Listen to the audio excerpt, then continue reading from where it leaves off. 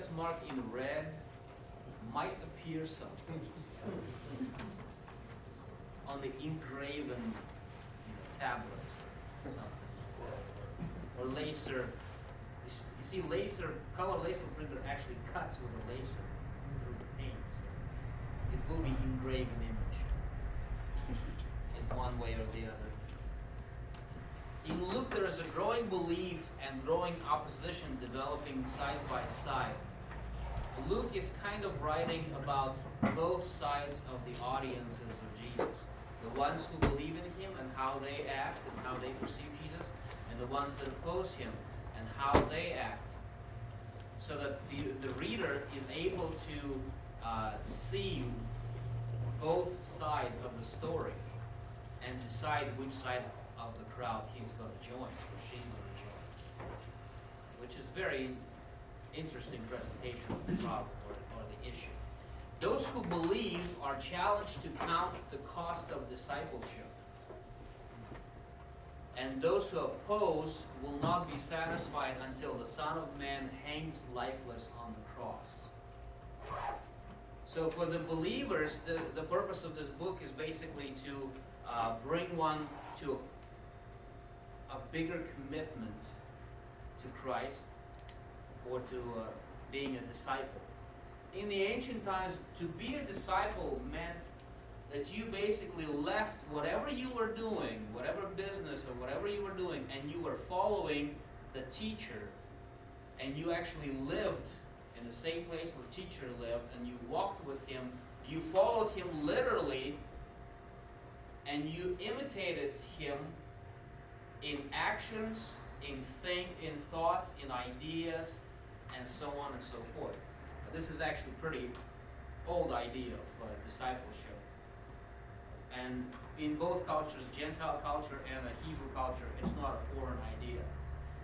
So in a way, in order to follow Christ, you have to reject everything or neglect everything that you have and follow him in the way that it's presented in the Gospels. Of course, we redefine discipleship when it concerns our lives, because we think of the future, we think of finances and bills and everything else. We kind of have to redefine how committed we're going to be to Christianity or to Christian cause, which is an interesting question in itself. Author of the book. Luke was a close associate and a traveling companion of Paul, as we know from his own writings, from the book of Acts mainly. And usually when scholars are discussing the writings of Luke, they are discussing them in a two-volume set, Luke Acts. They're rarely separating one from the other because, first of all, it's two letters addressed to the same individual, and they're basically in the first half explaining the life of Jesus and his ministry, and in the second half they're explaining what this life caused to start, meaning the church, and how the apostles carried out Jesus' teaching throughout their life. Luke was with Paul during his first Roman imprisonment. And most likely he was a secretary to Paul, as well as his physician, who was taking care of Paul. You have to remember that Paul, when he was first imprisoned by Roman government, he was probably in his 80s.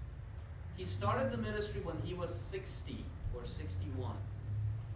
This was when Paul started his ministry. So those of you who are giving up on your age, you might reconsider.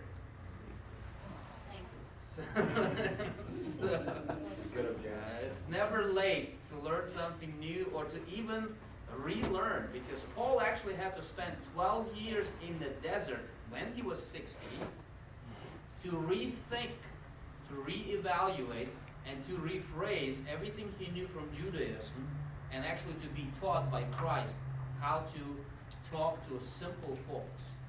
Because Pharisees would not usually talk to lower class people, because according to cultural standards, they would be shaming themselves.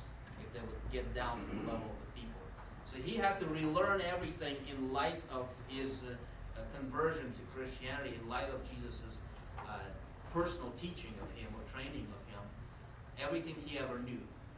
So all of his PhDs in law and everything else he knew, he had to abandon and basically start with the grammar school.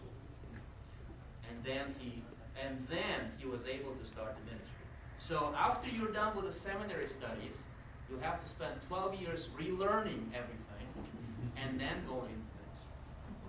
Or forgetting everything you have learned. I don't know. Just go for the grade. Yeah, just go for the grade. Yeah, that's right. You don't need anything else. Grade and the degree. That would do it. Paul refers to Luke as beloved physician. We don't know whether he was formally trained as a physician and whether there was a formal training for physicians at that time. We know that he was taking medical care of Paul and some of the associates probably during the trip. So he was either trained or was an assistant to some physician in his previous career. So he adopted some techniques and knew a lot about human body, whatever was available at that time. Yes? Do we know when Hippocrates was alive? Hippocrates? Uh-huh. A lot, let's see, I think he was about 200 to 300 BC, long before Christianity.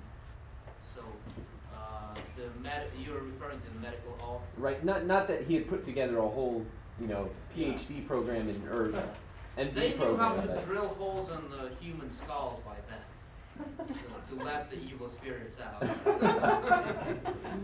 No, actually, there is a lot of discoveries in the medical field from the digs, archaeological digs.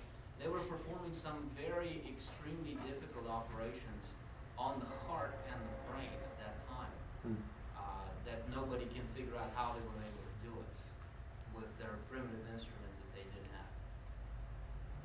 And of course, system of physical treatments in Roman Empire and Greek Empire was somewhat primitive, with Arab nations joining the field of the medical science. They actually developed farther more medicine and accepted, especially pharmacology, after Muhammad. And then after that, I haven't heard any developments by Islamic scientists ever since. The bone belt. Algebra is an Arabic word for mathematics. Al Jazeera, algebra. Nothing in common between the two, it's just similar sound. I can't take math for religious reasons. That'd be great. Well, strangely enough, we're using the numerical system that has been designed by Arabic nations. In some of the Arabic nations, the system of numbers is different from what we're using. For example, we use 1, 2, 3. They would use 1, 2, 3.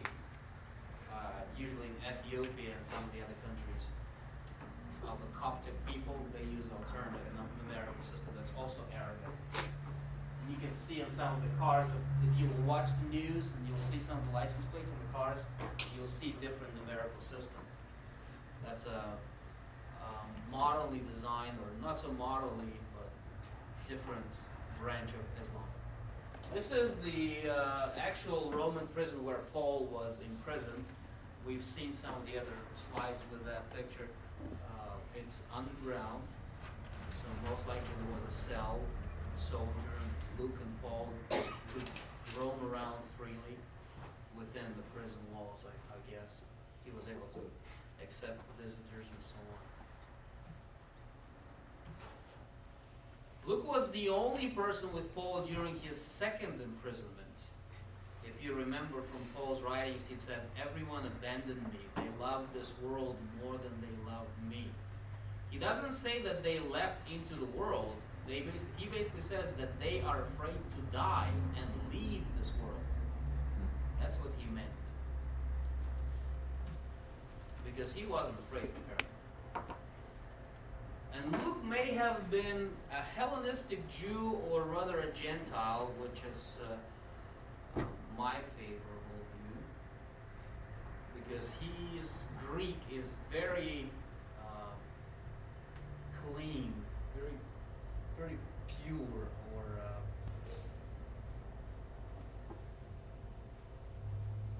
well constructed, I would say. Another book that is very well written in Greek is actually a letter to Hebrews.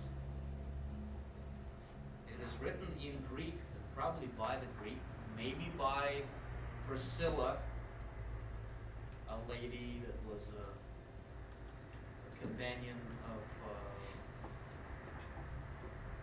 Pauline ministry in Corinth. But we don't know for sure. We know that Luke was from Syrian Antioch. And how do we know that? We know it from story where Paul has been rejected or kind of neglected by Jerusalem leadership. And some brothers came down from Antioch in Syria, where the Gentile center of the church was blooming, while the Jerusalem church was kind of already declining. At that time, Syrian Antioch probably was about 500,000 to a million in population, which is an extremely large city by the standards of the ancient world. Athens was probably 1.5 million. Jerusalem was close to 1 million, I would say. He remained unmarried, which is interesting. Well, of course, if he traveled with Paul everywhere he went, there was no time to settle for a family. And Luke died at the age of 84. As you see, there are stars next to these words in red. That means we know that from tradition. We don't have a documented fact. So it is a traditional information, not cut in stone.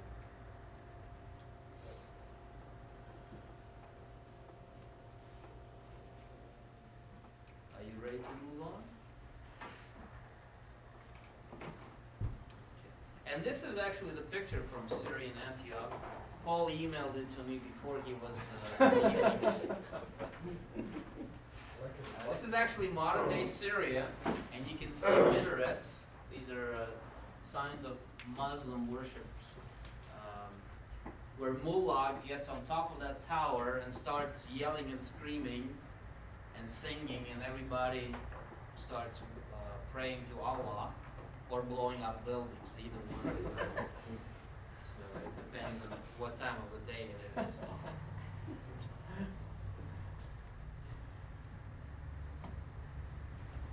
Date of the book. Since Luke does not mention some of the very important events in Jewish life of the first century, such as destruction of the temple, storm of the city by Titus, then we would assume that it is probably written before 70 AD. Between 60 and 70 AD, probably late 60s, early 70s. Well, actually, before 70, so it's late 60s.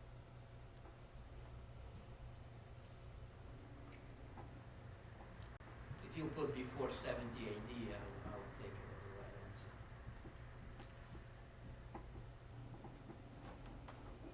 Yes? Does anybody mention the destruction of the temple?